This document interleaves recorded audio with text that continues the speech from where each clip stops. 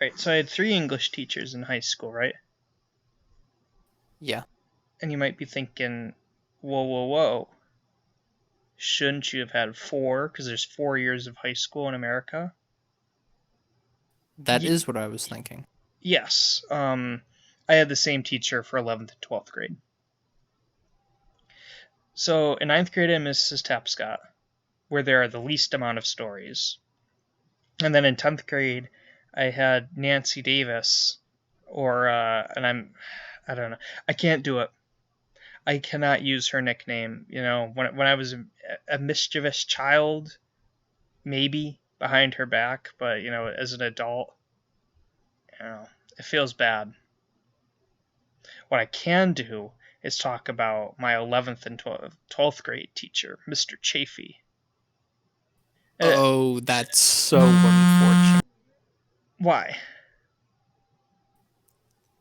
Well, actually, what's unfortunate is that my phone buzzed right at that time. Yes, it is. Your phone keeps slashing through the recording. As I keep saying, it's like it's not like a knife. It doesn't have that precision. It's like a blunt axe, just cutting through our words every 3 minutes.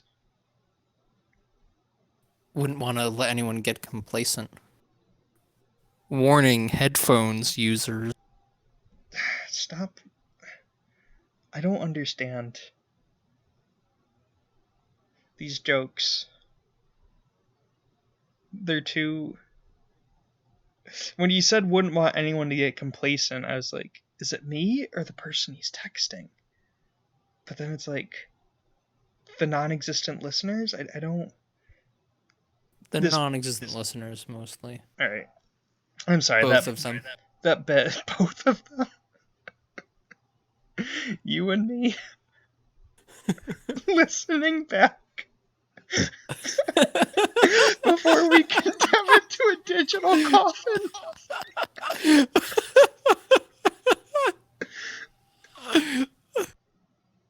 Yeah, so I had this teacher named Mr. Chafing. I'm assuming you said that's unfortunate because it sounds like Mr. Chafing or something. Yeah, it was a vulgar and inappropriate joke. Really? Like chafing isn't like inherently vulgar. No. All right. Are you going to explain? Because that was a very leading no. You know what? I'm not going to explain. That's fair. So Mr. Chafee was a reasonably smart guy, but he had that problem of he thought that he was smarter than he was. Or he felt that he was smarter than he was. And he felt like the way that he had to demonstrate his intelligence was by impressing when I was in 11th grade class, and when I was in 12th grade, his 12th grade class.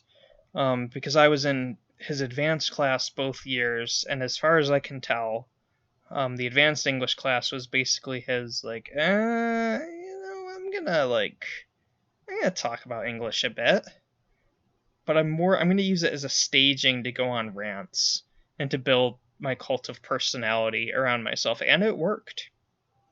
So is it like this podcast?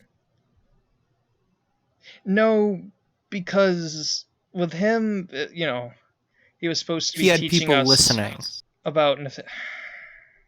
That was a very good joke, and yes, he did. He had he kept the class listening. But see, he was supposed to be talking about Nathaniel Hawthorne, which, by the way, and I'm pretty sure I've said this to you before, but Scarlet Letter, just a terrible book. Stricken it from the canon I is what believe I you. have to say.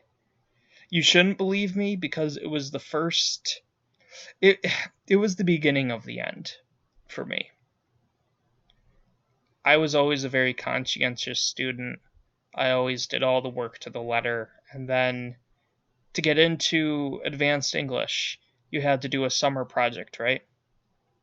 Like first you Yeah. had to be like allowed to apply for it, but then like to prove your worth, you had to do this summer project. For 10th, 11th and 12th grade, And for 11th grade, you had to read The Scarlet Letter and then write an essay about it. It was so bad that I only read half of it and wrote an essay about it.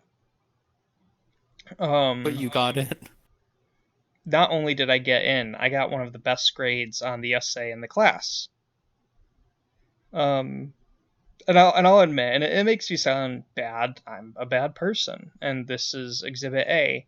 I remember we were debriefing about the book and the essays in the music room, in the band room. Why were we debriefing in the band room and not his English classroom?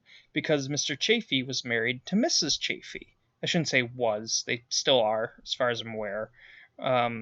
His wife is the band teacher. I gotta stop saying was. I'm just saying was because, I'm not in high school anymore. And, his room was really hot, so he was like, let's go to the band room because it's on the lower level. So we went to the band room and sat in the band chairs and talked about the papers. And he was like, now, Doug Dimmadome was guilty because he had sex with Hester Prynne. Or is it Pern? Anyway. Are you aware that Doug Dimmadome is a character from the Fairly Odd Parents? Yes. Okay, just wanted to make sure.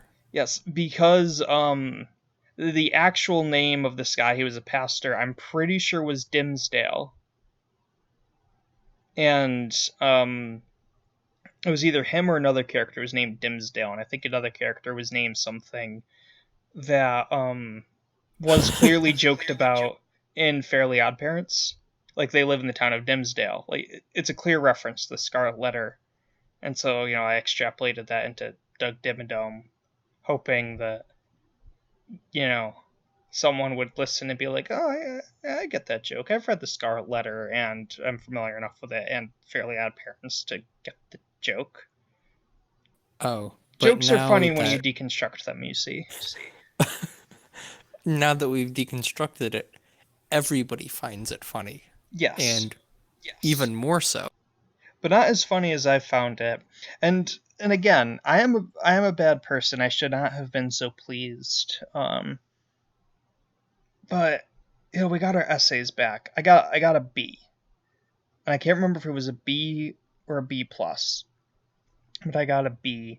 And all these people were getting C's or worse.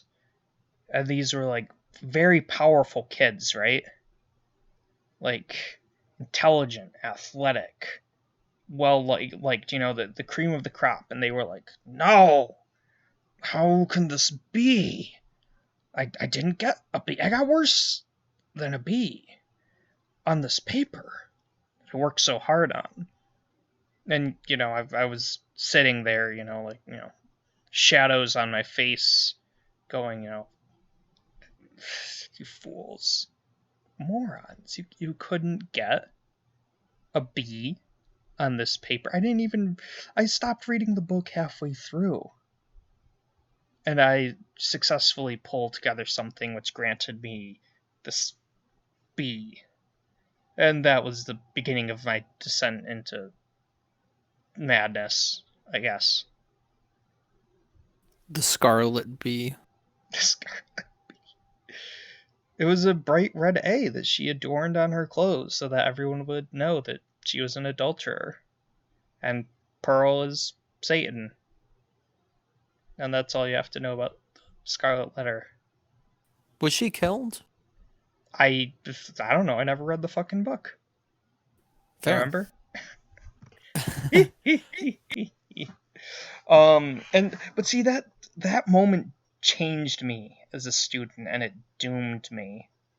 Later in the year, we read Huckleberry Finn. And similarly, that book kind of sucks. But the worst part of it is when the characters, the King and the Duke, are up to their shenanigans, and it lasts for chapter upon chapter, and I stopped reading because I was tired of their bullshit. Ha ha ha ha. I can't remember what grade I got on. I don't even know if we had a project or a paper about that book. I'm sure we did. Obviously, I passed because I made it to college, and then as was pointed out previously, I dropped out so that I would be spared the fate of being struck down when the bear statue finally falls. You still haunt Genesee Hall, though. I wish that weren't true.